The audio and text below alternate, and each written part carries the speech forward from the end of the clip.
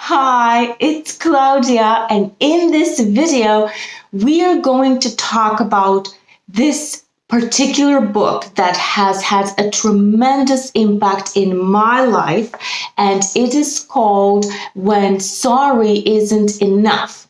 And the authors are Dr. Gary Chapman, and you might have heard of him before because he is a New York Times best-selling author, and his bestseller book is called The Five Love Languages.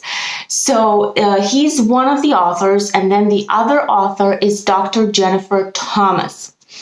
So I first started reading this book by total accident. So this was in April 2019. So at this point in my life, I was 36 years old and I was diagnosed with complex post-traumatic stress disorder and social phobia. And I was going in therapy. So by April 2019, I had been 8 months in therapy. I was going once per week. I was meeting with my therapist for 1.5 hours, but things were getting worse and worse for me. So I ended up, in the beginning of April, I ended up having a terrible argument with my husband, and he said that he can no longer live in this marriage because of my severe symptoms that I had, because as I said in previous videos, I wasn't able to leave the house because I was afraid that somebody would kill me. I wasn't able to talk to anyone other than my husband because I was afraid that they would hurt me, because I had no ways of processing my own emotions. So everything in my life basically was a risk, so to speak. And I wasn't able to do anything. I couldn't have even 1 minute sitting by myself in the quiet. I always had to distract myself, or else I would end up obsessing and being triggered even on my own by my obsession and my thoughts about my traumatic childhood and my abusive childhood. So my husband said that he wanted a divorce, and I was devastated. He went into the bedroom, he closed the door, he didn't want to talk to me anymore, and I was basically exiled in the living room. So whenever I was triggered and we argued in this way, for me, it was like time was standing still. I wasn't able to sleep or to eat or to do anything, and I was just devastated. So I ended up in one moment of total despair because I realized that he meant it. This time he meant it, that he really wants a divorce. So I ended up crying out to God and saying, help me. So at this point, I had been an atheist for 10 years. And before that, I had been a name-only Christian. And I became an atheist because I was told that God is pretty much a psychopath that cannot wait to punish us human beings, because we always do something wrong, we're always doomed, we're going to hell anyway. So I was told these lies about God, and I was told that we are allowed to pray whenever we feel like we are in the most desperate moment of our lives. So probably this is how I ended up praying to God and crying out to God in this moment of utter desperation and not before. I don't know. So I ended up rejecting God. I didn't want to hear about it. I was developing this complex post-traumatic stress disorder worse and worse. So in this moment of desperation, I cried out to God, help me in case there was a God. And then a few probably hours later, I picked up this book. So this is called When Sorry Isn't Enough. And when I picked it up, my intention with it, I was hoping to find out why my husband and other people never apologized to me. why I was the only one in the different relationships to apologize, to try to make things better and to try to heal whatever had happened. So I started reading this book, and I believe that it is because I cried out to God, help me. I believe that He opened my eyes to the truth, because I had heard some of the concepts in this book before many times.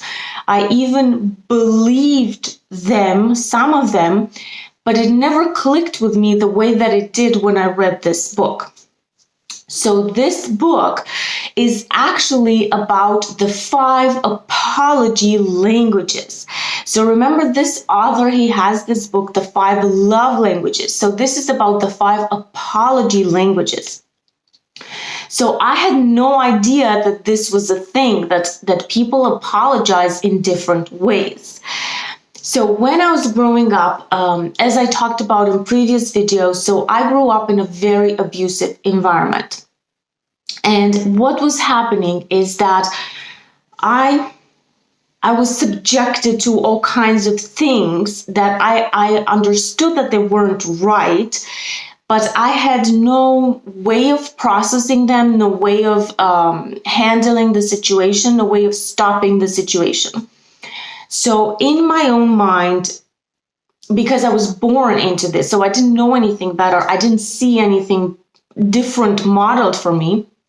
So what happened was that I drew some flawed conclusions based on my experiences. And then I made what the Bible calls inner vows. So in response to the traumatic events, I made promises to myself that I'll never do this or that.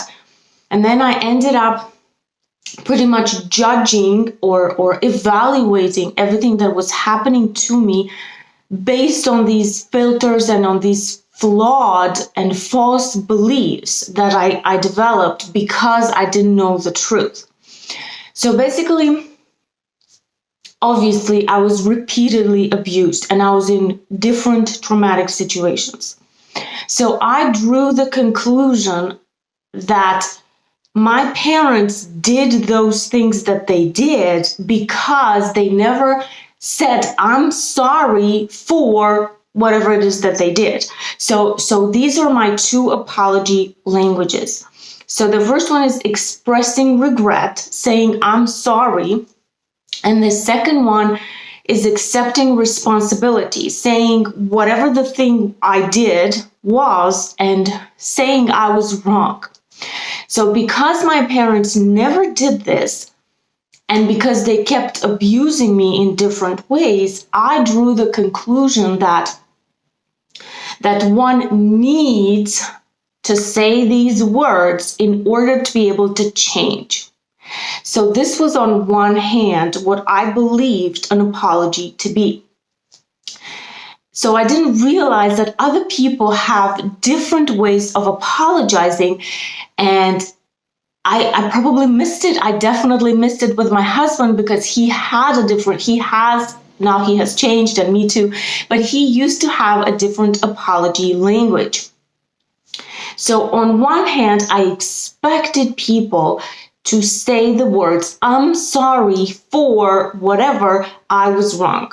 But at the same time, as the authors are telling us that sometimes we apologize in the apology language that we want to receive from other people. So even though I was saying the words, I was fulfilling what I thought was the requirement to change, to never do that thing again, I wasn't able to realize that my theory was wrong because I was saying the words.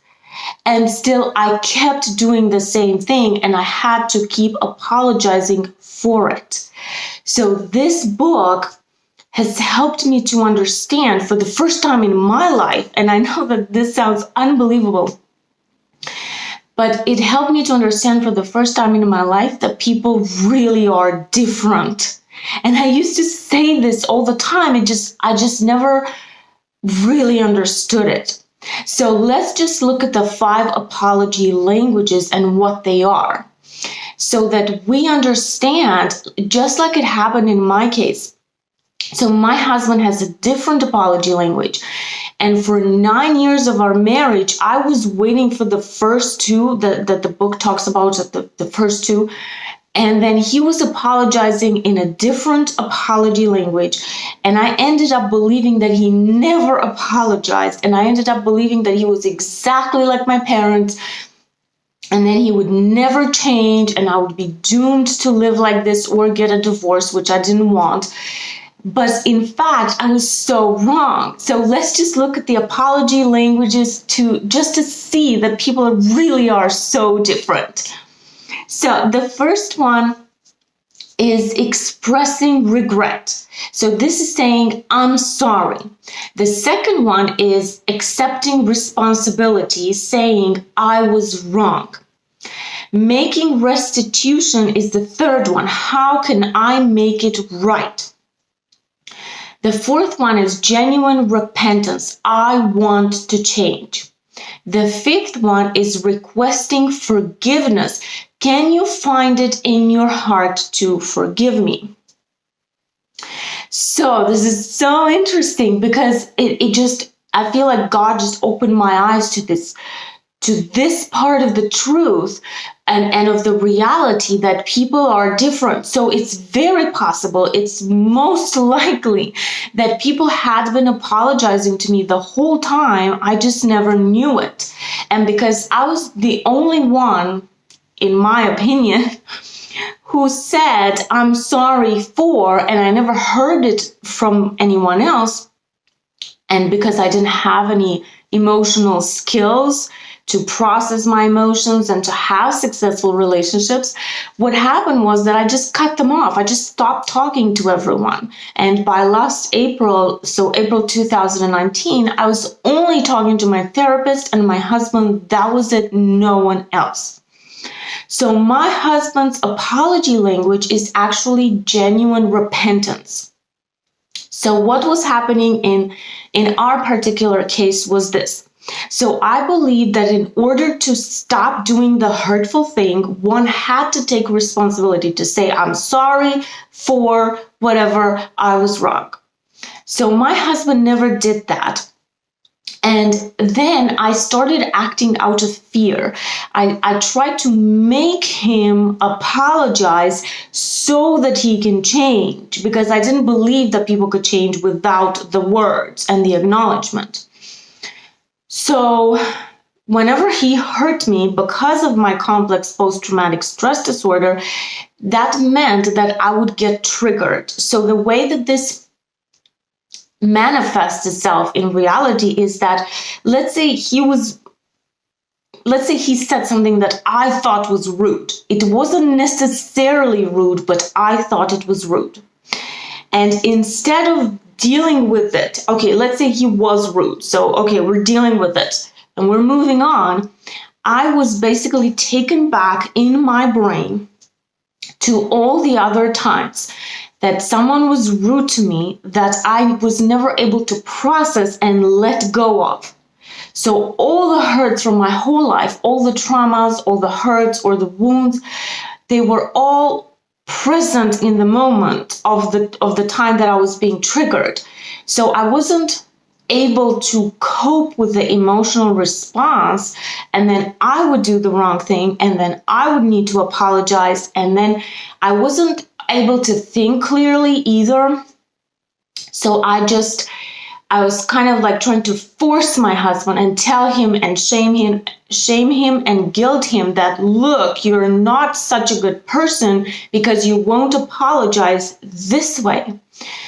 So because of this, of course, he would become defensive, and even though he probably knew that he was wrong, actually he did know that it was wrong, whatever he had done, and he didn't want to have done it or to do it again, but in the moment he became defensive of the thing. So then we would end up arguing, and then we would end up not talking for 3 days and feeling miserable, and in my case, not being able to eat or to sleep, and just feeling like I was dying because I was codependent as well. That was one of my symptoms. So this is kind of like what was happening every time that I got triggered, which was a lot, because as I said, I had all these open wounds that anybody could just inadvertently poke at. And of course, since I was living with him, of course, the chances of him doing it were higher. So in this section of the book, I finally found out and I understood really in my heart and in my mind that people are different. So then another thing that this amazing book teaches us is why other people won't apologize. So I did get what I wanted. I did understand. I read about it and I was able to understand, okay, some people, probably most people, are in different places in their lives. So just like I learned these things, other people learned other ways to cope, not necessarily healthy ways. So then they might not apologize, not against me personally, but maybe because of their own open wounds. They're not able to do it. So I would love to encourage you to read the book just to find out all of these things, because these authors have done a lot of research and they're both counselors, so they talk to a lot of people and they help people to overcome this. So then another section of the book is about forgiveness. And this is a little bit, so at the time, because I didn't know anything about God, this was actually really good for me to read, this section about forgiveness. But I have since discovered and learned that the way that the authors present it, it's not exactly in the way that I've learned it. So basically, forgiving other people and forgiving ourselves is this huge part of how we process our emotions. And the authors in the book are kind of like saying, don't forgive, but first go and see if you can get an apology from the other person. But in my experience, it is better to forgive, to process our emotions. And once I understood how to do that, through a series of events and things that I learned, I actually just decided that I'm not going to wait or request an apology from other people. And once I let go, because as I said, before I made this decision, I needed my husband to admit that he was wrong. So when I made this decision, I was like, okay, so my husband genuinely repents. This is what I wanted all along. I wanted him to stop doing whatever it was that hurt me. So then I'm going to let go of my need to hear him say the words, I'm sorry for, I was wrong. And when I made this decision, I actually found out that my husband started to come and to apologize and to say the words, I'm sorry for, in the way that I always had wanted this. So in my experience, I believe that if we forgive quickly, and we talked about this and I made several videos about this and I will share them in the description below and also in the video that I made about how to process our emotions, because I have learned that forgiveness is the biggest part of processing our emotions. So when we do this, when we first forgive, then we have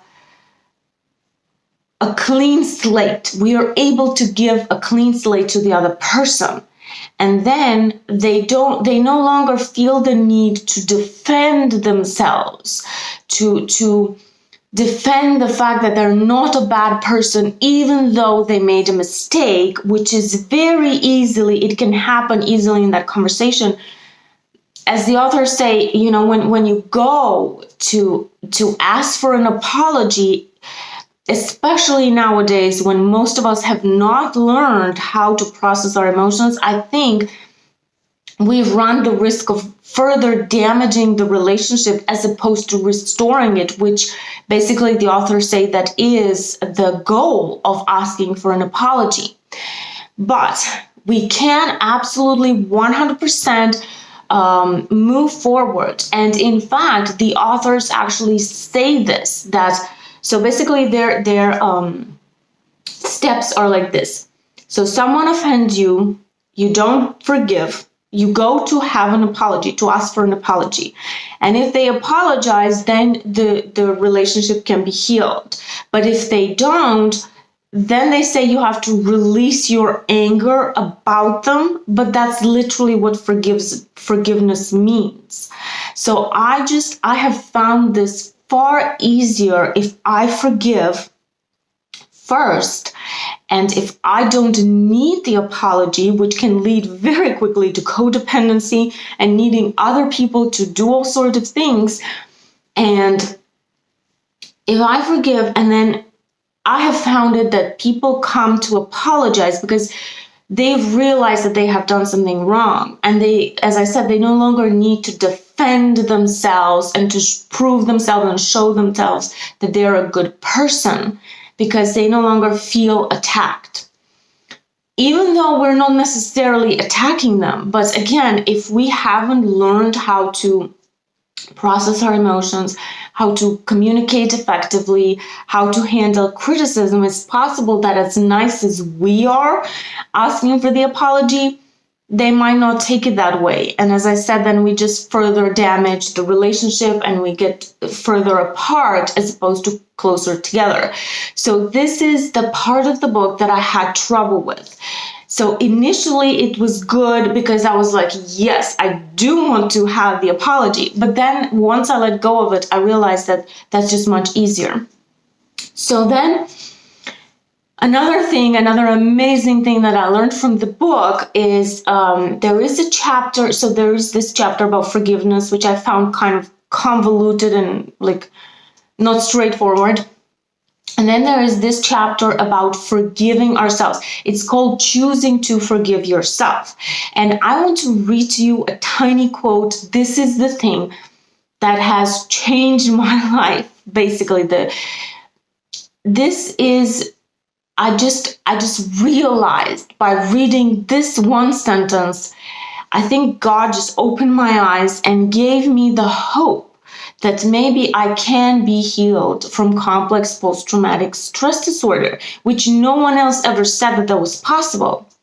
But God gave me the hope, and I am completely healed today. And it started with this sentence that I read, which I found amazing. So let's read it. So this is from the chapter Choosing to Forgive Yourself. When you apologize to yourself, you are seeking to remove the emotional disequilibrium between the person you want to be, the ideal self, and the person you are, the real self. So I found this so interesting and fascinating at the time. So I didn't know anything about God other than what's written in this book. And I just realized that each one of us has an ideal self. Someone who thinks and speaks and acts in a certain way. And then I realized some things because, as I said, I was still very sick mentally and emotionally. But I realized a couple of things. One of them was I realized that even though I'm upset, my ideal self doesn't yell at other people.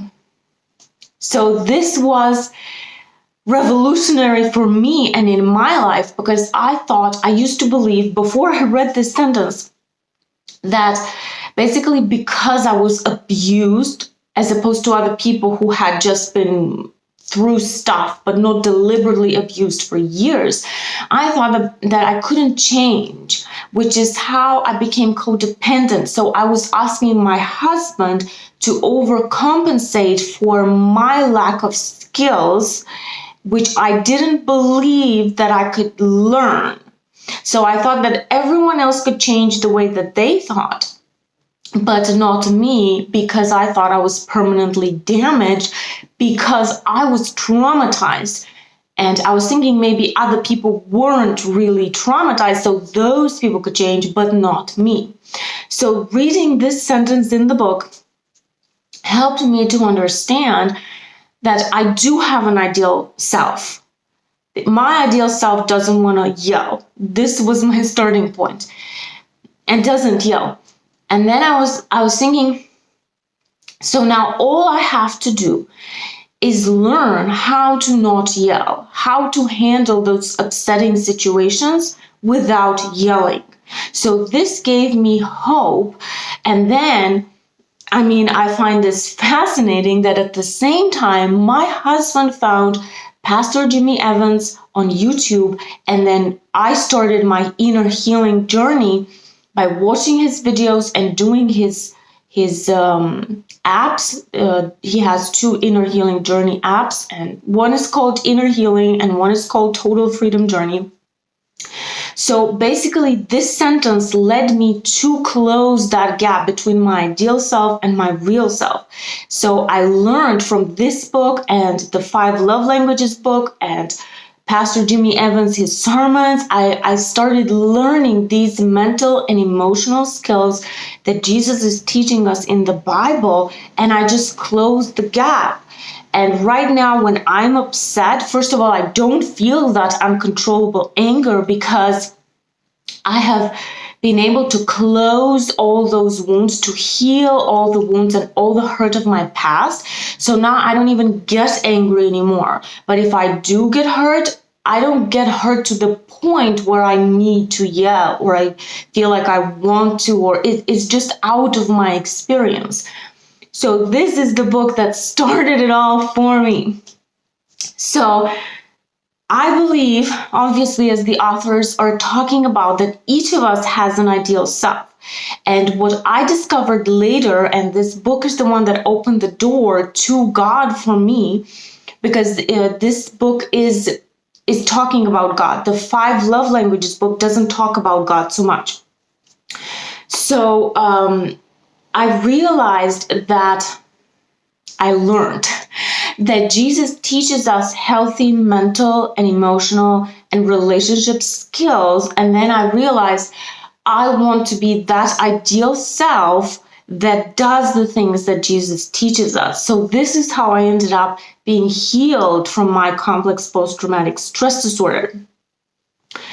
So I just wanted to share with you really quickly what I learned from this book. So, first of all, I learned how to apologize effectively in all the apology languages. And I just wanted to show you real quick. So this is the apology letter that I wrote to my husband once I finished reading this book. So he was still in the bedroom, not talking to me. I was still in the living room feeling devastated. But I realized that I had done things that were wrong in our marriage. So, for example, as I said, I used to yell, and in addition, I used to curse and to swear whenever I was angry, which is the same as whenever I was triggered, which, as I said, it just kind of like opened up the door to all those wounds from my past every time it happened. So I decided, based on the book, I decided to kind of like, I made the choice. I said, okay, my ideal self apologizes when she does something wrong, because apologizing is the healthy thing to do. And then, because I didn't know whether my husband would apologize or not, I just made the decision on my own. And I said, I'm going to write this letter because there are things that I did that were wrong. It doesn't matter what he did. I don't want to be tied up to other people. I don't want to do the wrong thing just because someone else does the wrong thing. Which at the time, my husband wasn't doing as many unhealthy things as I thought he was doing. Most of it was because of these filters that I had developed because I didn't know how to process my emotions. So I decided to write him this apology letter, and it has 4 pages, but that's like a tiny fraction of the wrong things that I had done. And this book taught me not only how to apologize effectively, but also how to really take responsibility for the things that I do that are wrong and unhealthy and harmful to me and to other people. Because you see, as I told you in this video, I was having and needing the first two apology languages. So I always said, I'm sorry for I was wrong, but I always continued with but. And then I would blame the other person, or I would blame my parents, or I would just justify myself or excuse myself. And this book taught me that when I do something wrong, it's not a matter of why. It's only a matter of, did I do the thing or not? So when I wrote this apology letter to my husband, I finally took responsibility and I made no excuses for why I did it. And I no longer made excuses in my mind that it's because my parents did this. So I made the decision, this is who my ideal self is. My ideal self doesn't yell. My ideal self takes responsibility and apologizes. So I did that, and it was difficult, but not as difficult as continuing to excuse myself and my behaviors and to blame my parents. And actually, I think that this is the first step that broke my codependency on other people. Because I didn't wait for my husband to come and apologize to me, even though I had wanted that to happen for my whole life, pretty much. So I made the decision, I'm writing this letter, I'm taking responsibility for my actions in our marriage as much as I could think of. And it was not nearly as much as I had done wrong.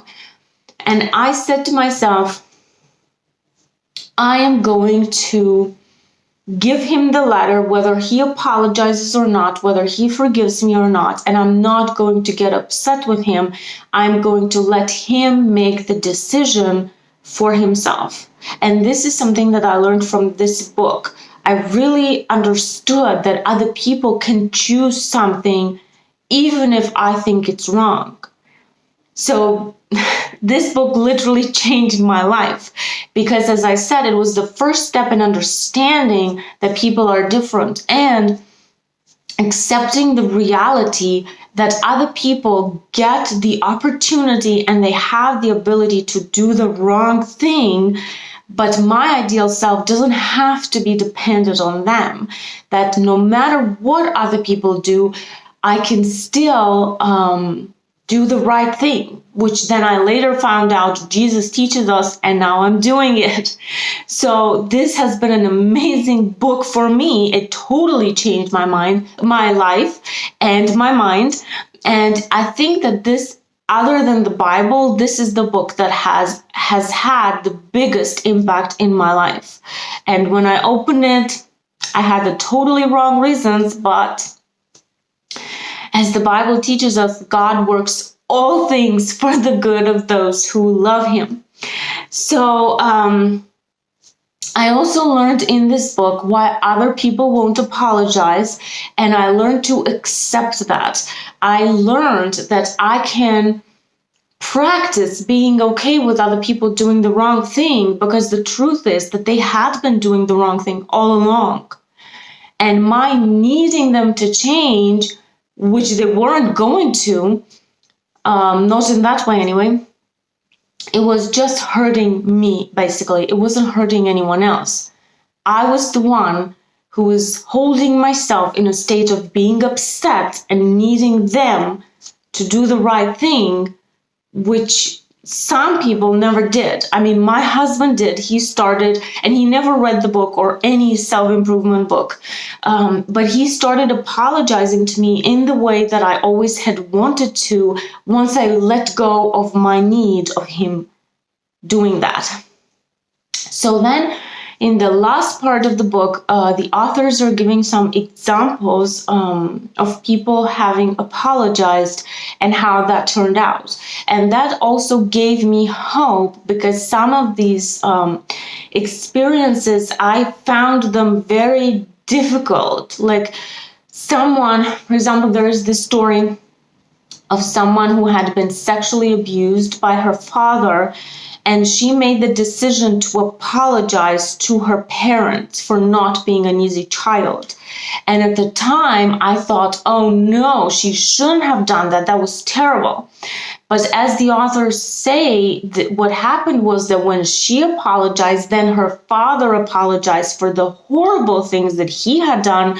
And then they began the forgiveness process, and then it just changed their lives. So this gave me hope that maybe I could forgive my parents. And then a couple of months later, I did forgive them. And then about 40 days of forgiving them, as we talked about in previous videos, and I will share them in the description. After about 40 days, I was mostly healed of all my symptoms. So forgiveness is very powerful. And if you have the opportunity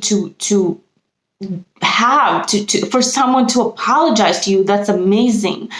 But in my experience, I did not have that opportunity at the time, which is, I think, for the best, because then we learn this skill of apologizing effectively. So I would love to recommend this book for you if you want to learn how to apologize effectively. So when I wrote this letter to my husband, I just used all the 5 apology languages because I didn't know which one was his at the time. So this will help us, because if we touch on all the 5 apology languages, we will definitely be effective, and the other person will feel like we care about them and we didn't really mean to hurt them, even though we probably did hurt them. So I believe that apologizing is a very healthy mental and emotional skill, and Jesus teaches us this in the Bible. And of course, it is, I believe, an essential skill in relationships, because we all definitely make mistakes. And the healthy thing is to just come forward and tell the truth and take responsibility and apologize in all the apology languages. So this is the book that changed my life. This, and of course the Bible, which is where I learned all the skills from, but this is very specific in this regard. So I hope that you found this video helpful. Thank you so much for watching, and please let me know in the comments if you have heard about the 5 apology languages. And I would love to encourage you to get this book and to learn how to apologize effectively. So thank you so much. I hope you have a wonderful day, and I will see you next time. Bye.